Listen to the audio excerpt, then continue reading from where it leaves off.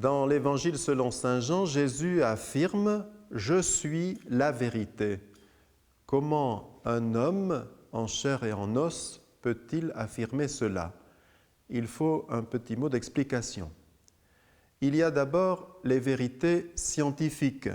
Chaque discipline apporte une meilleure connaissance de l'homme et elles se complètent, que ce soit la cardiologie, la psychologie ou la paléontologie, ce sont des vérités.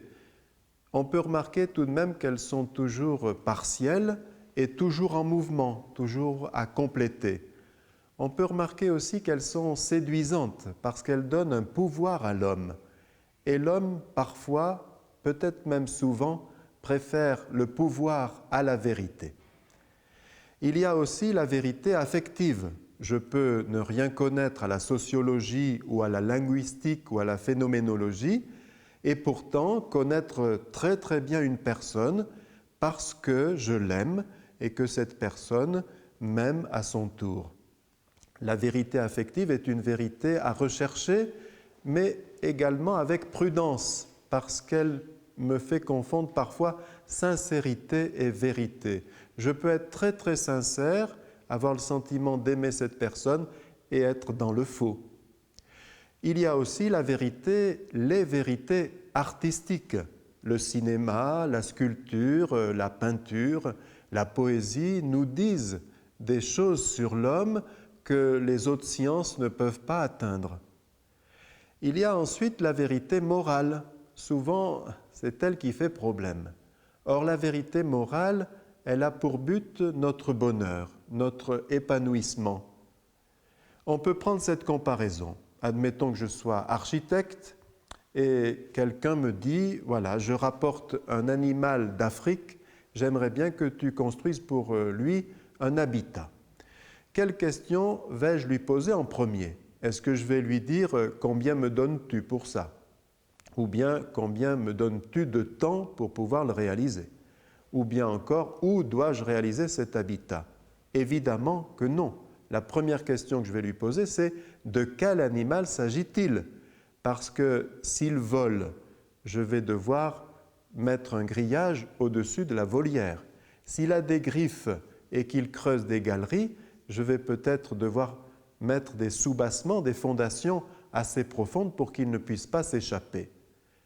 Il en est de même de l'homme. Il est important de connaître qui est l'homme et qui, mieux que celui qui le crée, peut me dire qui il est, de quoi il a besoin. En ce sens, Jésus nous donne de précieux renseignements en confirmant le décalogue, en nous apprenant ce qu'on appelle les antithèses, on vous a dit, mais moi je vous dis, qui nous permet d'aller plus loin encore que les commandements, et puis en nous donnant ces paraboles, ces béatitudes, etc. Mais ce n'est pas encore en ce sens-là que Jésus est la vérité. C'est au sens le plus haut qui est le niveau métaphysique. De quoi s'agit-il? Eh bien, on constate facilement que l'homme est fait pour l'absolu.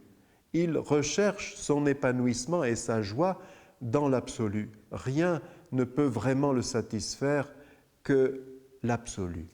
Or, la bonne nouvelle de l'Évangile, c'est que cet absolu n'est pas une idée, n'est pas une construction de l'esprit, ça n'est même pas une morale, mais c'est une personne concrète en chair et en os qui ne dit pas « je connais la vérité, je vous la dis », mais qui dit « je suis la vérité ». L'homme a besoin de l'absolu, il doit dépendre de l'absolu. Si nous dépendons de quelque chose qui est plus petit que nous, nous nous rabougrissons, nous nous rétrécissons. Mais quand on dépend de l'absolu, on s'élargit, on se dilate. Et ce qui est extraordinaire, c'est que cet absolu s'est mis à notre portée. Jésus est la vérité, non pas au sens où il aurait été le meilleur océanographe, le meilleur astronome, puisqu'il avait voulu s'incarner, quitter ses attributs divins, eh bien, il avait les sciences de son époque. Mais il dit qu'il est la vérité parce qu'il est le prototype de l'humanité, la clé du mystère de l'homme. Alors, dans l'épître aux Éphésiens, il y a la panoplie du chrétien. Alors vous avez, dit saint Paul, le casque du salut, le bouclier de la foi, l'épée de la parole, les chaussures pour le zèle pour annoncer l'Évangile. Et où se situe la vérité? Étonnamment, dans la ceinture de la vérité. Alors, pour comprendre, j'ai pensé à mes deux grands-pères. Ils sont décédés maintenant, ils étaient nés avec le XXe siècle et ils étaient tous les deux paysans. Sur nos montagnes, il faut attendre un peu pour pouvoir faner le foin. Alors eux, ils descendaient dans les pays, les régions plus chaudes pour faucher. Cela leur donnait un peu d'argent. Et ils fauchaient à la main, avec la faux. Et pour éviter les lumbago, ils prenaient une ceinture. La ceinture, c'est ce qui nous permet de tenir debout. La vérité, c'est ce qui nous permet de tenir debout. Alors, comment atteindre la vérité? Eh bien, exactement comme saint Thomas. Nous connaissons tous l'histoire puisque c'est passé dans le langage courant. Moi, je suis comme saint Thomas, je ne crois que ce que je vois. Mais quand on va lire l'Évangile, on s'aperçoit que saint Thomas, ce qui a bouleversé sa vie, ça n'a pas été de constater la marque des clous dans les mains de Jésus et dans ses pieds et la marque de la lance dans son côté, mais c'est une attitude intérieure.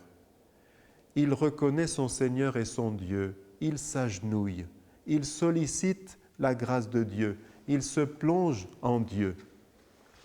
Au cours des célébrations d'ordination ou au cours des professions solennelles des religieux, le candidat se met à plat ventre, il s'allonge de tout son long sur le tapis devant l'autel. Certains trouvent ce geste très émouvant et disent « moi je ne pourrais pas le faire ». Ça n'est pourtant pas tellement difficile physiquement, c'est beaucoup moins difficile que le saut en hauteur ou le saut en longueur. C'est un saut en profondeur. Je m'agenouille, je m'en remets entièrement à Dieu. Parce que le problème du croyant par rapport à la vérité, ce n'est pas de la découvrir, c'est de lui ressembler.